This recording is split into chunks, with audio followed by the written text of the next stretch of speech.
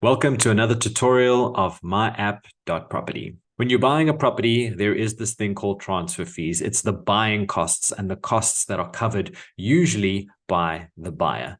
Now, before you go into a property transaction, you want to make sure you have all your numbers accurately done. So that's why we've put this calculator in place to help you calculate what your transfer costs will be. So you've got a few inputs here on the left. Once you click calculate on the right-hand side, the numbers will populate. So let's say you're looking at a property purchase price of 2 million. Is it a sectional title or a freehold? Let's say freehold. Is the seller registered for VAT? Usually the answer is no.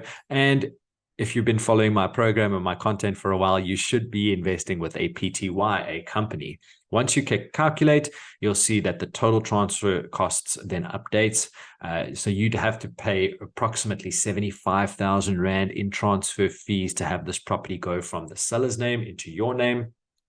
And this 74 is broken into two main categories. You've got your bond registration costs, so i.e. the costs paid to the bank or the finance institution that is giving you the debt, and then your property transfer costs. This is the attorney's fees as well as the transfer duties payable to SARS. Please note that this amount is not always 100% accurate because different attorneys may have different fee schedules. So please make sure that you're getting quotes from your attorney before you proceed with the purchase. I hope this tutorial helped you, but if you still have questions or concerns, please contact us via the chat and email functionality in the menu bar.